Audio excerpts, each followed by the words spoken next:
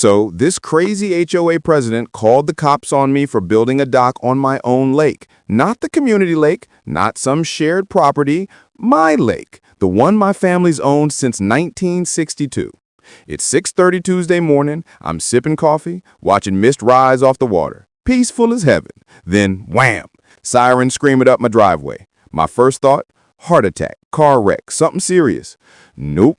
Karen Kellerman, HOA queen and professional busybody, convinced the police I was destroying community waterways by my private lake.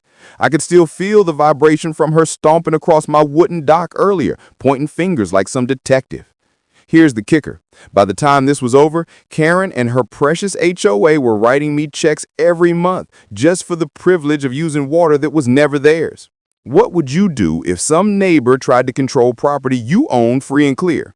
Before we jump in, tell me where you're watching from and drop your HOA horror stories in the comments. You're going to love how this ends. My name's Wade Garrison, 52, retired electrician. This whole mess started because I wanted to fish in peace. I inherited this slice of heaven from my grandfather back in 2009, a 3-bedroom cottage on Lake Serenity's eastern shore. Nothing fancy, but 40 acres of crystal clear water and some of the best bass fishing in 3 counties. Every morning I stepped outside and breathed in that mix of pine needles and lake water, better than any air freshener. The loons called across the water at dawn and their voices echoed off the far shore like nature's alarm clock. Grandpa bought the wilderness in 1962, built much of it himself, cleared the shoreline, stocked the lake with bass and bluegill, and hand-carved the dock posts. He believed in doing things right the first time. In 2015, after my divorce, I scraped together enough to buy an extra 200 feet of shoreline from a neighbor heading to Florida. I wanted more privacy, a quieter spot to fish. Life settled into a simple rhythm. Coffee, dock, fish, repeat. Then 2018 changed everything. Developers discovered our little paradise and started building big houses on the western and northern shores. Big houses meant bigger boats and bigger egos. New neighbors wanted order and standards. They formed an HOA faster than anyone expected. They wanted to manage every blade of grass and every dock nail.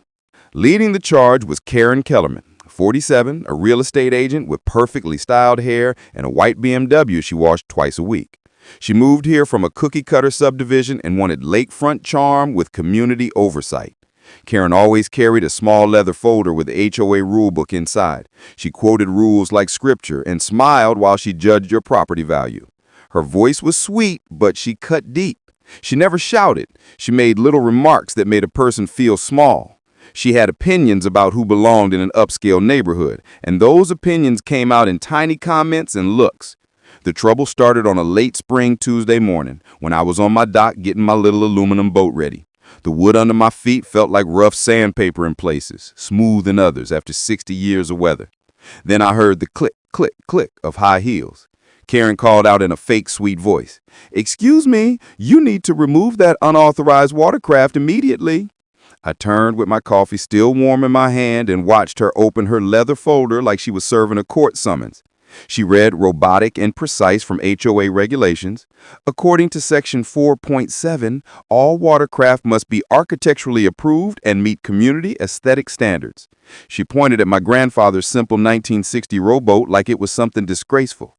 The lake smelled of cattails and old cedar, the water lapped gently at the shore, and the whole scene felt absurd. I set my coffee down and told her calmly, "Karen, I appreciate your concern, but I'm not part of your HOA. Never have been. This property has been in my family since before your organization existed." Her smile tightened. "Everyone on this lake follows our rules. We're responsible for maintaining property values and community standards." I replied, "Not on land you don't own." She said, "We'll see about that," and clicked away across my dock, leaving angry tire tracks in my gravel driveway. I thought that would be the end of it. I was wrong. 2 weeks later, coming back from the grocery store with a truck full of supplies, I found my driveway blocked by a wall of cars. 4 vehicles parked across the entrance, windshields showing HOA signs. Voices drifted from Karen's backyard, an emergency board meeting, apparently the only time everyone could meet. I walked over with my groceries and asked politely if someone could move a car. Karen looked up from her notes with an innocent expression that would have put a Sunday school teacher to shame. Oh, Wade, sorry. We're discussing community safety protocols. This was the only time everyone could meet. The car stayed long enough for my ice cream to melt. Watching Karen orchestrate the little power play gave me an idea. If she wanted to play games, it was time I learned the rules she was using against me. That night, I dug into dusty boxes in the basement, contracts, surveys, legal documents my grandfather kept. Most of it was boring, but then I found something that made my heart skip. My property lines did not stop at the water's edge. They extended 50 feet into the lake. My grandfather had secured water rights when he bought the land. I remembered him musing once about water rights, but I had never understood. The more I researched, the more it became clear that the HOA had never filed any official claim for lake access. They were operating on assumptions and habit. Worse, their own bylaws required unanimous consent from all lake property owners for new water regulations. No one had asked me. Their system stood on shaky legal ground. The next morning, I installed basic security cameras along my shoreline. They paid for themselves right away. The footage showed 3 HOA members, including Karen, walking along my shoreline with measuring tapes and notebooks, taking photos like they own the place. I could have called the police for trespassing, but sometimes it pays to let people dig their own holes deeper. Instead, I put up bright yellow private property signs every 20 feet. The sound of my hammer echoed across the water in a satisfying rhythm. Karen called the townie, accusing me of creating unnecessary tension and disrupting community harmony. The county official sounded tired of her complaints and told her to work it out like an adult. I realized she had run out of official channels. No more cops, no more inspectors coming to help her out. She was going to get creative, and that creativity only made things worse for her. From then on, Karen kept busy. I saw her BMW driving past twice a day, her taking photos from the road, careful to stay on public ground. Sometimes she took a kayak and floated offshore with a professional camera pointed at my dock. The next weekend, she organized a water safety patrol. 5 boats flying HOA flags circled my shoreline in formation. Karen led the parade in a gleaming white speedboat and used a battery-powered megaphone to announce she was monitoring compliance with community standards. Their wakes rocked my grandfather's dock with unnecessary force. The spectacle was ridiculous, but while they circled, I quietly filled out DNR paperwork requesting a 100-foot no-wake zone around my dock, legal and reasonable, and the perfect counter to their dramatic patrols. That afternoon, a maritime lawyer called me out of the blue. Marlo Oakley wanted to buy me coffee and talk. She had been watching Karen's tactics for months and warned me that HOA insurance did not cover lake activities. Every time the HOA played water police, board members were exposing themselves to personal liability. One accident, and they could be on the hook. Marlo advised patience. Let them keep making mistakes while I documented everything. So I did.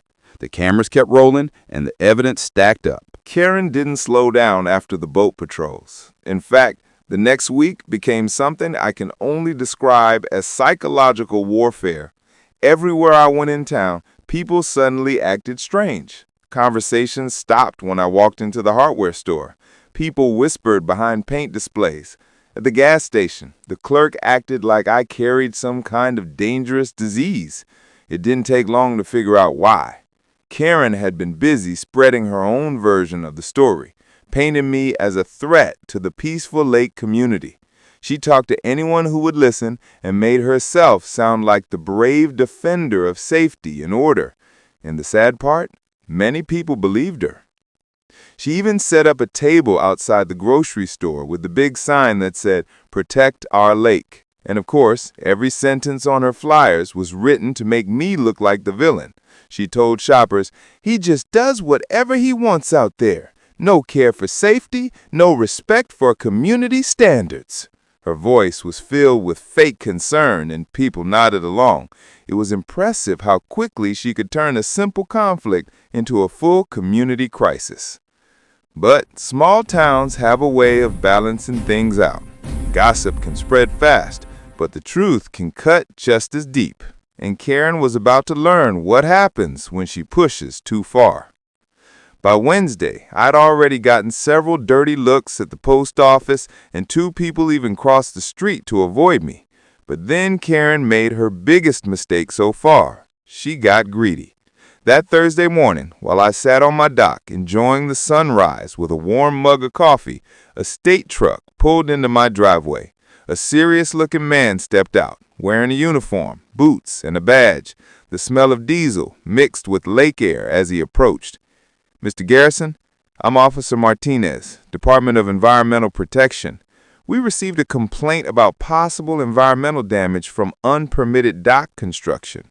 I led him down to my grandfather's old dock. He inspected the entire thing for 10 minutes, touching the wood, checking the posts, taking photos, reviewing his tablet. Then he straightened up and said something I didn't expect. "Sir, this is actually excellent environmentally conscious construction. Whoever built this understood sustainable lakefront development." He pointed across the lake toward the HOA's concrete ramps. "Now, those structures over there, that's where we have problems." My heart jumped a little. "What kind of problems?" "Multiple unpermitted concrete installations directly into the lake bed. No drainage review, no environmental studies, no habitat evaluation, and," he added, checking his clipboard, "there are outstanding violation fines, around $15,000. I almost laughed. Karen had called the state to report me, and the state ended up discovering her own violations instead. My grandfather's old advice came back to me. He always said wood docks breathe with the water, unlike concrete, which harms ecosystems. Turns out, science agreed with him. When Officer Martinez left, I sat on my dock for a long time, letting the warm afternoon sun soak into my shoulders. Karen's attempt to weaponize the government had backfired beautifully. But instead of celebrating, I got to work. If Karen wanted authority over the lake, she needed a lesson in how things actually got done. That weekend, I began designing a proper fishing pier, fully permitted, environmentally compliant, and built with care. I sketched out multiple fishing stations, safe railings, and low-impact lighting.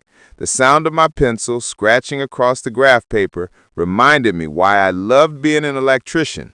Everything made sense when you broke it down into steps and did the job right. On Monday, I submitted the official construction plans to the county, fully environmental review, structural engineering, and every document the HOA had skipped when building their concrete ramps. If Karen ever wanted to teach me about proper procedure again, she now had a perfect example sitting right across the lake. Karen's next response came quickly. She went online. She created a Facebook page called Lake Serenity Community Safety and posted pictures of my property, photographed from angles that made everything look worse. My small tool shed looked like an industrial warehouse. My workbench looked like a construction dump. She used dramatic captions like, "This is what happens when community standards don't apply to everyone." The comment section filled fast. Most people had never even seen my property close up, but that didn't stop them from judging. It was frustrating watching strangers argue about things that weren't true at all. But Karen misjudged something important. Her lies didn't just affect me. Other people had suffered from her power trips too. Jim and Patricia Williams, who lived outside the HOA boundary on the South Shore, reached out that week. Patricia worked at the county clerk's office, and Jim was a retired military police officer. Their kitchen smelt like vanilla when I visited, and Patricia opened a thick binder full of dates, photos, and documentation, all about Karen. She tried to tell us our garden shed violated community standards. We're not even in her HOA. Jim added, "She measured our property line with a tape measure. I've dealt with this kind of behavior before. Never ends well for the one doing it." 3 other families had similar stories. They all had grandfather clauses in their deeds. Karen never bothered checking legal boundaries before trying to control everything. She acted like the lake belonged to her simply because she wanted it that way. Then came another unexpected ally, Frank Rodriguez, the marina owner. His dock overlooked the whole lake, and he'd grown tired of Karen telling people they needed HOA permission to use his private boat ramp. "Wade, I've been patient, but they owe me over $3,000 in unpaid usage fees. If you're taking legal action, count me in." Things were changing quickly. People were starting to see that Karen's leadership wasn't leadership at all. It was control disguised as concern. Meanwhile, I kept building my new dock extension. Each morning, the hammering echoed across the lake like a message. This is how you follow the law. The contrast was obvious. My structure was fully permitted. Their ramps were not. By Thursday evening, Marlo called with news. She had prepared all documents, formal notices, violation summaries, and compensation demands. She explained the plan. We served these papers right before Karen's big community meeting. Not early enough for her to prepare, but just enough time for her to panic. I agreed. Friday night, I sat on my finished dock watching the sunset reflect gold across the lake. The new planks felt strong under my feet. Everything was ready. Tonight was calm, but tomorrow would be the storm. Karen had spent months trying to control me, embarrass me, intimidate me, and turn neighbors against me. Tomorrow, she would finally face the truth. And the best part? I didn't need to shout, threaten, or manipulate. All I needed were facts. Saturday morning arrived with a strange kind of tension hanging over the lake. I was out on my new dock right after sunrise, checking the railings and testing the fishing stations while the cool, pine-scented air drifted across the water. The peace didn't last long. Suddenly, loud power tools started screaming from across the lake. When I looked up, I saw Karen and 3 HOA board members setting up what looked like a construction zone. Yellow caution tape, piles of lumber, orange cones, and equipment they clearly didn't know how to operate. From my security cameras, it was obvious. They were staging fake construction, probably hoping to accuse me of something illegal again. Before I could finish my coffee, my phone rang. It was Inspector Williams from County Building, saying they'd received a complaint about unpermitted dock expansion on my property. I told him I had all the permits ready and he could come check. 20 minutes later, he stood on my dock, reading through my perfectly filed paperwork and shaking his head. Everything was legal, every document approved, every detail correct. He pointed across the lake at Karen's chaotic setup and said none of that had any permits at all. Her plan had collapsed instantly.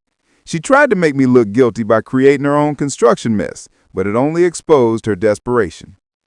A few days later, on Tuesday, Karen tried a new tactic. That afternoon, a miserable-looking lawyer in an expensive suit knocked on my door. He introduced himself as Attorney Mitchell Stevens, representing the HOA, and nervously offered me $2,000 to move my dock to a less prominent position for the sake of community harmony. I didn't even let him finish before I started recording the conversation on my phone. Calmly, I told him my dock would stay exactly where my grandfather built it 60 years ago, and that the HOA should really research the original lake development contract before making more offers. The lawyer left looking like he just discovered a missing piece of a puzzle without knowing what the puzzle even was. The next day, Wednesday, Karen escalated again. She organized something she called wellness patrols. 5 boats circled our shoreline between 7 and 9 every morning, each blasting a different genre of music at full volume: classical, country, rap, pop, even heavy metal. The sounds collided over the water like a broken orchestra trapped inside a metal barn. My peaceful mornings turned into a chaotic noise festival. But since they were invading my soon-to-be-approved no-wake zone, I responded with my grandfather's old Coast Guard air horn. Every time they got too close, I blasted a sharp warning sound that echoed across the lake. It didn't take long before those wellness patrols became less enthusiastic. But noise wasn't Karen's worst move. Thursday evening, my friend Frank from the marina called, sounding serious. He told me that Karen had been telling people that I threatened her, claiming she feared for her safety. That accusation was dangerous. False claims like that can bring real police trouble. Frank also said she was telling everyone that I planned to commercialize the lake and start charging for access. Karen was running a full-scale smear campaign, painting me as both violent and greedy to turn the entire community against me. What she didn't realize was that every lie she spread was being documented by multiple people who weren't fooled by her theatrics. By Friday morning, I could feel the damage around town. At the hardware store, people avoided eye contact. At the gas station, conversations went silent when I walked in. Karen's lies had spread fast, but they also made her easier to expose. That same morning, I got a call from Patricia Williams, who worked at the county clerk's office. She quietly told me that Karen had been digging through public records, my property taxes, old business filings, anything she could find. She was building a personal file on me, trying to twist whatever information she could gather into something harmful. It wasn't illegal, but it was disturbing. Karen was no longer just an overbearing HOA president. She was acting like an investigator obsessed with proving I was the enemy of the lake. Later that day, things escalated even more. Through Jim's retired military contacts, Patricia discovered screenshots from a private Facebook group Karen had created called Lake Serenity Truth Forum. This group wasn't public. It was invitation only, and its entire purpose was to share rumors, photos, and conspiracy theories about me.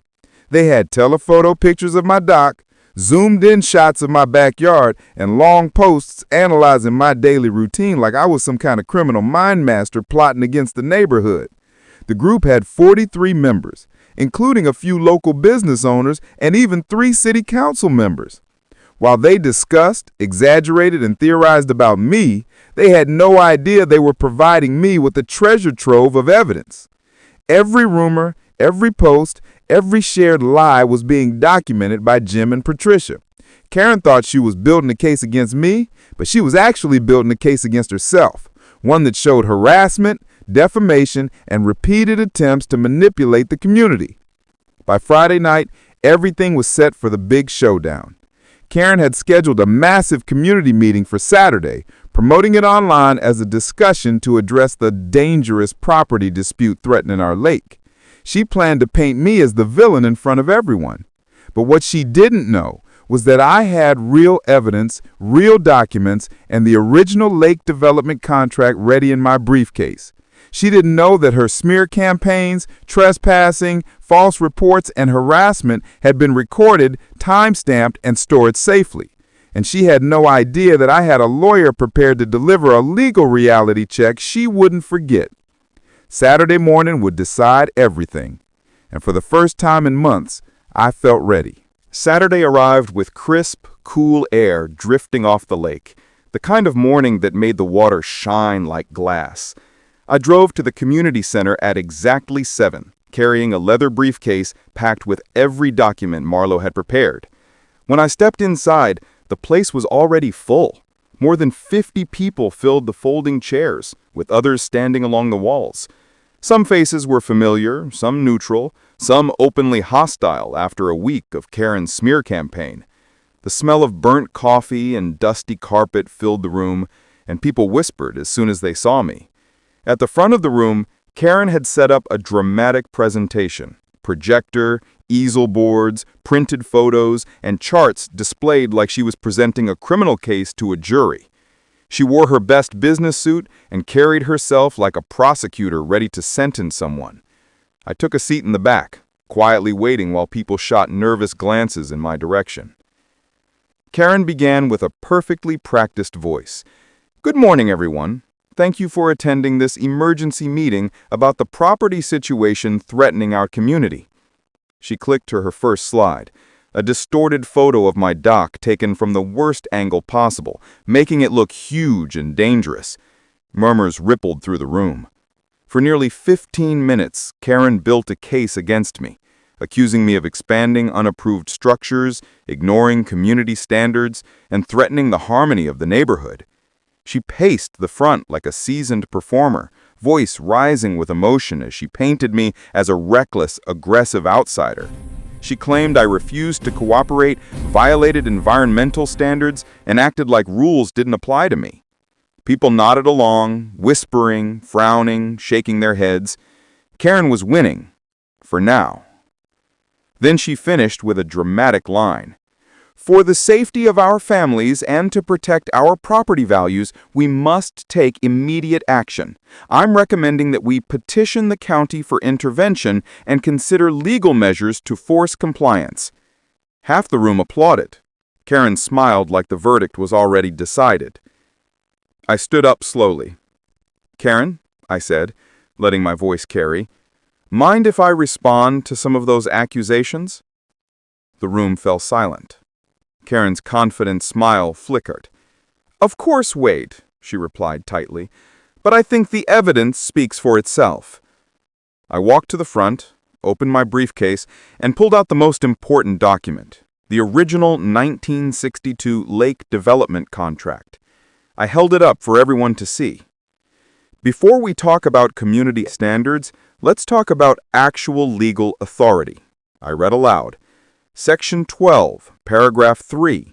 Developer retains perpetual exclusive rights to Eastern Shore Development oversight and consultation authority for any community organization seeking lake management responsibilities.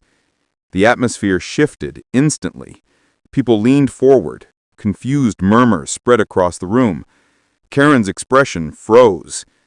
What this means, I continued, holding the document steady, is that any HOA or community group wanting to manage lake activities must have my family's permission that has never been asked, and compensation that has never been paid. Then I pulled out Marlowe's calculations. Based on fair market rates, the HOA owes my family $28,800 in retroactive consultation fees for 3 years of unauthorized lake management. Gasps spread across the room. "Wait," Karen jumped up, pointing a shaky finger at me. "That contract can't be valid. This is ridiculous." I calmly replied, "It's been verified by a maritime lawyer and county officials.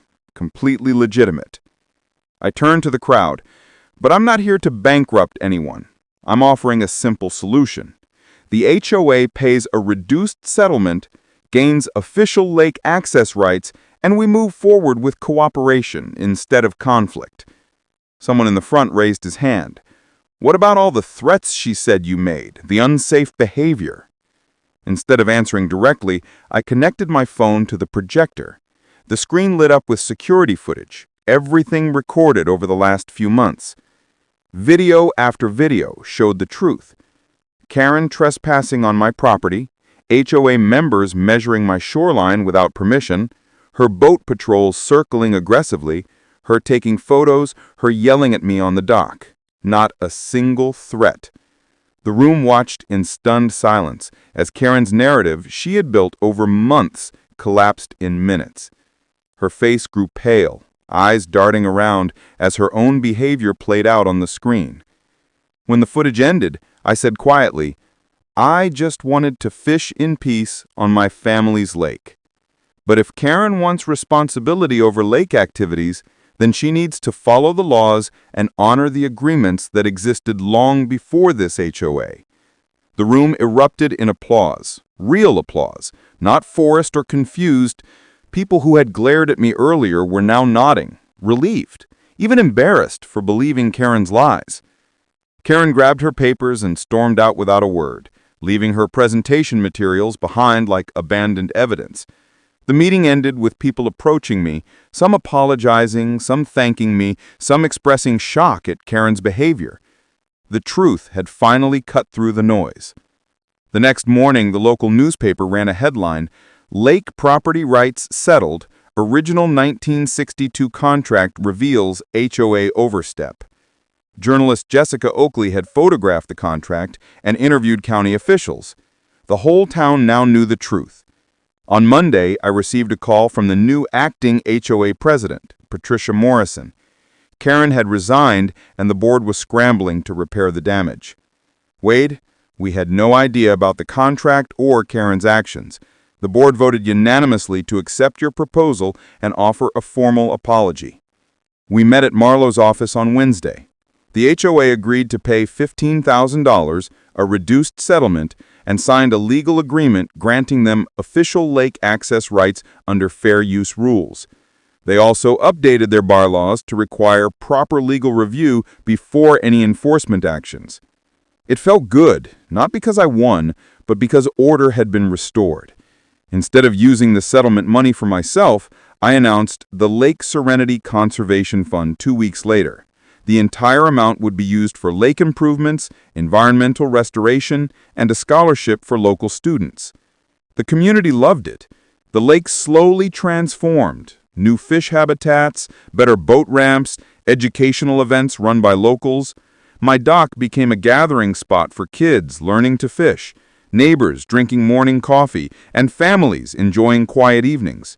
The property values even went up, proving Karen wrong in every possible way. Karen moved away within 6 months. Rumor was her real estate license was under review for ethical issues. She learned the hard truth. You can't bully your way into authority you never had.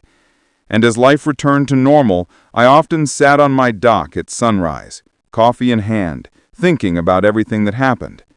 My grandfather had built this place with vision and care. His contract protected us even 60 years later. Thanks to Karen's overreach, the community was stronger than before. The best revenge wasn't beating her. It was building something better. The days after the community meeting felt strangely calm, almost like the lake itself was taking a deep breath after months of tension. For the first time in a long while, I could walk into town without getting suspicious stares or whispered conversations behind my back. People who had avoided me earlier now nodded politely, or even stopped to talk, clearly embarrassed by how quickly they had believed Karen's dramatic claims. It was obvious that the meeting had changed everything. Karen's lies had collapsed the moment real evidence was shown, and the truth had settled across the lake, just like morning fog before the sun burns it away. On Sunday, the local newspaper published a detailed article with the headline, "Lake Property Rights Resolved. Original Developer Contract Rewrites Community Dispute." Jessica Oakley, the reporter who had visited my dock earlier, wrote a full breakdown of the contract, the lake's history, and interviews with county officials confirming its legitimacy. She even included a photograph of the contract itself, highlighting the parts Karen tried so hard to pretend didn't exist. The article spread quickly, and by Monday morning, the entire town knew the truth.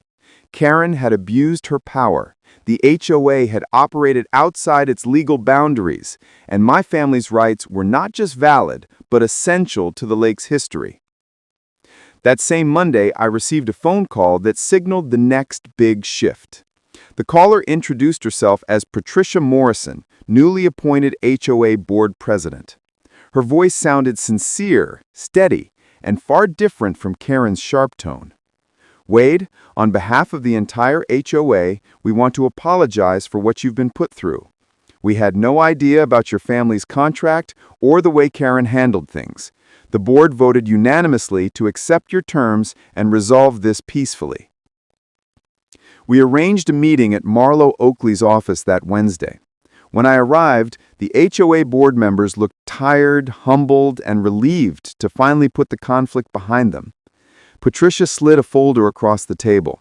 Signed agreements, formal apologies, and the settlement amount of $15,000, half of what I legally could have demanded. They admitted they wanted to move forward and rebuild trust. And honestly, so did I. The meeting ended with handshakes and quiet nods. It was a strange feeling, stepping out of the lawyer's office into the warm afternoon sun, knowing that months of chaos had finally found closure. The money wasn't the important part to me. After everything my grandfather built, the lake meant far more than a check. That's why 2 weeks later, I stood on my dock with a few neighbors gathered around and announced the creation of the Lake Serenity Conservation Fund. Every penny of the settlement would go towards environmental improvements, lakeside restoration, and a new annual scholarship for local students interested in environmental science. The idea came from something my grandfather used to say, "Take care of the land, and it'll take care of you." I figured this was the best way to honor that legacy. The community's reaction was overwhelmingly positive. For the first time since the HOA formed, people on both sides of the lake were united over something productive. Our first project focused on restoring fish habitats. With the help of a local biologist, we installed new spawning beds, planted native vegetation along several eroded areas, and cleared away debris left from years of neglected maintenance. Working together created a sense of cooperation that had been missing for a long time. Ironically, Karen's unpermitted concrete ramps, once a symbol of her so-called order, were replaced with environmentally safe alternatives. The new ramps actually improved water flow and fish safety, something the original ones had disrupted. Seeing the community engage in these improvements felt like a symbolic reset button had been pressed. The lake finally looked like a place where people cared, not just argued. By November, my dock had become more than just a fishing spot. Families brought their kids to learn basic fishing lessons, seniors gathered in the mornings with thermos coffee, and neighbors who once barely looked at each other now shared stories while watching the sunset. I built multiple fishing stations so several people could use the dock at once. Solar lights made the dock glow at night, creating a warm path over the water. The HOA even offered to help maintain the dock, contributing a small annual fee that funded minor repairs and improvements. The positive energy spread beyond my property. Frank Rodriguez expanded his marina service, working closely with the newly reformed HOA to create a coordinated boat launch system that followed all environmental standards. The cooperation brought more families to the lake, which in turn raised property values, something Karen always claimed I was destroying. Funny how the right leadership actually strengthened the community she tried so hard to control. Jim and Patricia Williams, who had captured so much evidence against Karen earlier, used their organizational skills to plan the first annual Lake Serenity Community Festival. They invited local vendors, musicians, and environmental groups to set up booths along the shoreline. The festival raised enough money to fund 2 more conservation projects and another scholarship. People who hadn't spoken in months were now laughing together under string lights while kids ran along the shore. The lake finally felt alive again. Meanwhile, word around town was that Karen had moved away quietly a few months after the meeting. Some said her real estate license was being reviewed due to ethical violations related to her behavior during the conflict. Whether it was true or not, she was gone, and the community seemed lighter because of it. Her absence allowed people to relax and rebuild trust without fear of sudden rule changes or aggressive patrols. Sometimes I sat alone at the end of my dock at sunrise, sipping my coffee as the mist lifted from the water. Those mornings made everything worthwhile. The calm surface reflected the orange glow of early light, and the loons called across the lake the same way they always had. In those quiet moments, I thought about my grandfather, about the way he built everything with his own hands, the way he protected the land, the way he wrote that contract no one else bothered to read. His foresight had saved us all from months of chaos and given the lake a future that honored its past. The dock extension became a symbol of what cooperation could create. When people respected boundaries, followed the law, and chose honesty over control, the entire community benefited. Instead of fighting over rules and authority, we shared fishing spots, clean water, better facilities, and a community united by something real. Not fear, not gossip, not power, but shared respect. Marlo Oakley continued helping several lake property owners review their deeds and contracts. Her knowledge became so valuable that even people who once supported Karen now turned to her for help understanding their rights. She often joked that the lake had become her second office. And in a way she had. She was part of the reason everything worked out the way it did. Months later, the Lake Serenity story started spreading beyond our area. People from neighboring towns, property rights groups, and HOA reform communities reached out to understand how we turned a conflict into a cooperative success. They wanted to learn how clear documentation, patience, and standing your ground could change everything. Some even visited the lake to see the improvements firsthand. Looking back, I realized something unexpected. If Karen hadn't pushed so hard, if she hadn't harassed, lied, and overreached, I never would have discovered my grandfather's contract or understood the legal protections he left behind. Her attempt to seize control over something that wasn't hers ended up strengthening the community and rewriting our future. Every sunrise reminded me that the best victories aren't about beating someone, they're about building something better. Winter approached slowly around Lake Serenity, painting the mornings with pale fog and turning the pine-scented air sharp and cold. Life around the lake had settled into a peaceful rhythm again. My dock, once the center of Karen's obsessive drama, had become a symbol of calm and cooperation. Every day, neighbors used it to fish, drink coffee, or simply stand quietly and watch the water. I often found myself thinking about how strange it felt to live without constant tension. The peaceful days reminded me of what life used to be like before the HOA chaos. Even though everything had been resolved legally and publicly, the last few months had shown me how one person's obsession could disrupt an entire community if nobody pushed back. Still, each calm sunrise reminded me that the nightmare was finally behind us, or so I thought. One cold December morning, as frost covered the edge of my dock like thin silver paint, I received a call from Jessica Oakley, the reporter who had written the articles about the dispute. Her voice was calm, but curious. "Wade, mind if I stop by? There are some new developments you might want to know about." I agreed, wondering what could possibly still be unfolding.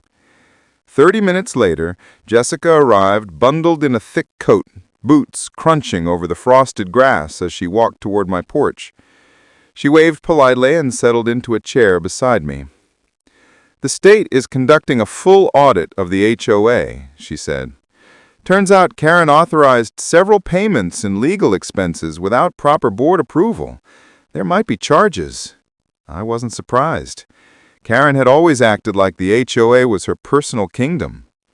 Jessica explained that the audit revealed missing funds, unauthorized environmental fees, and even an attempt to divert money into a private consulting company that didn't actually exist. "People underestimated how deep her control went," she said quietly. "She was building an empire in her head, not a community." The more she talked, the more I realized that my conflict with Karen had only been one piece of a much larger pattern. She had pressured small business owners, threatened elderly neighbors, and even blocked someone from selling their home because she didn't approve of the prospective buyers. It made me grateful that the truth had surfaced when it did. Later that week, I received another unexpected visit, Frank Rodriguez from the marina. He looked frustrated. "Wade, got a minute?"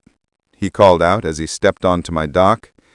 Frank explained that several residents who had supported Karen were now trying to distance themselves by pretending they never agreed with her actions. Some were even claiming that she acted alone and manipulated them.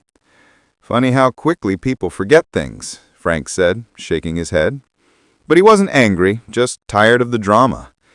"You handled this whole thing better than most people could. Just wanted you to know that." His support meant more than he realized. For months, I had been painted as the enemy.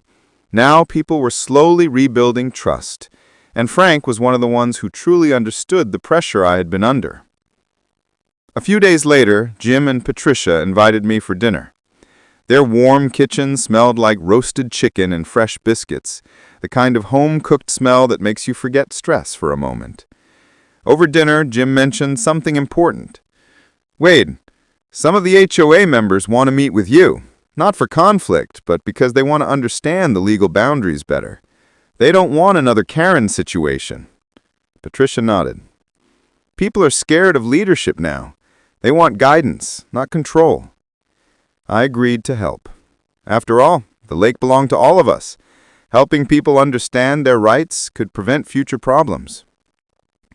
The following Saturday, I met with several HOA members at the community center. The atmosphere was completely different this time. No hostility, no accusing eyes, no dramatic presentations, just honest questions. They asked about water rights, boundary lines, environmental restrictions, and the history of the lake contract. I explained everything as simply as I could, and Marlo joined via video call to answer legal questions. It felt good to see people genuinely wanting to learn instead of blindly following someone who acted like a dictator. When the meeting ended, several people thanked me personally. Others apologized for believing Karen's lies during the conflict. I didn't take it personally. Fear can make people believe anything, especially when someone charismatic presents themselves as the hero. But despite all the progress, Karen's shadow wasn't completely gone. In January, Marlo called me into her office again. "You need to see this," she said, handing me a thick envelope.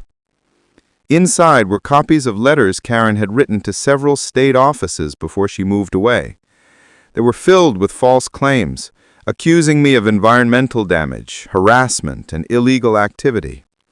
The state had dismissed them, but the letters showed how far Karen had planned to escalate things. "She wasn't going to stop," Marlowe said quietly. "If you hadn't found that contract, she would have pushed this until someone got hurt or financially ruined." Hearing that made me pause. I stared out the window, watching the winter wind ripple across the lake. For months, I had tried to make sense of Karen's obsession with control, but now I understood. She wasn't motivated by community improvement. She was driven by power, and some people can't let go until someone stops them. Despite that unsettling revelation, the next few months brought real progress. The Conservation Fund launched its first official project, a shoreline stabilization effort to prevent erosion near the northern boat launch. Volunteers came with shovels, gloves, and warm smiles, happy to work together. Kids helped plant native grasses, while adults repaired broken fencing. Seeing everyone cooperate warmed me more than any fireplace could. The lake looked healthier each week, the water clearer, the fish more active. Even wildlife seemed to return. Ducks moved closer to shore, and herons perched on old logs near the fishing stations. It felt like the lake itself was healing after months of stress. In early spring, we held the first meeting for the Scholarship Fund. Several local high school seniors applied, each writing essays about environmental protection and sustainable practices. Reading their essays reminded me of the responsibility my grandfather carried when he bought this land decades ago. He didn't just protect our family's property, he protected a piece of nature that future generations could learn from. That scholarship felt like passing forward the same values he lived by. By the time April rolled in, the lake community had transformed completely. People greeted each other with genuine warmth. The HOA had regained structure under honest leadership. And best of all, the lake felt like a shared treasure again, not a battlefield of egos. One evening, as the sun dipped behind the tree line and painted the water gold, I sat at the edge of my dock and thought about everything that had happened.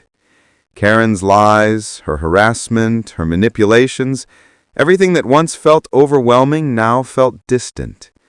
What remained was stronger: cooperation, respect, and a community that finally understood the importance of fairness. The lake hadn't just survived the conflict, it had grown because of it. And so had I. Spring arrived at Lake Serenity like a quiet apology after a long winter. The air grew warmer, the mornings softened, and the lake changed color every week, from steel gray to bright blue to the deep green reflections of new leaves. Life around the lake felt peaceful again, almost unbelievably so, considering how chaotic everything had been just months earlier. I often found myself sitting at the end of my dock at sunrise, coffee in hand, listening to the soft calls of loons carrying across the water. Those quiet moments felt like the final reward after everything the community had gone through. The lake had become what it was always meant to be: calm, cooperative, and shared by people who finally understood what real respect meant. As the weather warmed, more families visited the dock. Kids practiced casting their fishing lines with clumsy determination, laughing every time their hooks splashed too close to their shoes. Elderly neighbors wandered down with thermoses of tea, settling into the benches I had added during construction. Sometimes they didn't fish at all. They just sat quietly, watching the water ripple with the wind. The dock had become a small symbol of the community's recovery. Simple, strong, and built on honest work. Every time someone used it, I thought of my grandfather and the way he valued craftsmanship, patience, and fairness. His dock had stood for 60 years, and its extension now carried his values forward. By early May, the conservation projects funded through the settlement money had taken shape. The new fish habitats, spawning beds, and shoreline plantings had transformed the ecosystem. You could see schools of small fish darting through the underwater structures, and the water became clearer each week. A pair of otters even returned to the lake, sliding across the muddy bank near the northern inlet like playful shadows. Watching nature heal was one of the most satisfying parts of the entire journey. It proved that cooperation wasn't just good for the people, it was good for the land itself. The HOA, now under stable leadership, held its first official community event in years without tension. They invited everyone to the marina for a cleanup day, followed by a picnic. Frank Rodriguez grilled hot dogs behind the boathouse, while kids ran around with kites shaped like fish and dragonflies. Parents chatted in small groups, many of them laughing about how strange the past year had been. A few of them approached me with sincere apologies. "We really didn't know the whole story," one woman said. "Karen made everything sound so terrifying." I didn't hold anything against them. People believe what they're told when fear is involved, and Karen had been good at stirring fear. What mattered now was that they wanted to rebuild trust, and they were doing just that. As the community grew closer, Marlowe continued helping residents understand their deeds, boundaries, and contracts. She became the unofficial lake lawyer, educating people so they'd never fall under someone like Karen again. "Knowledge prevents chaos," she liked to say. And after everything we had been through, I couldn't agree more. She even organized a workshop about property rights open to anyone living near lakes or HOAs in our county. The turnout surprised us all. People from other towns came to learn how one conflict had been resolved not through aggression, but through documentation, law, and patience. The Lake Serenity Conservation Fund gained attention too. Donations began to trickle in from people who loved the idea of protecting lakes through community-led initiatives.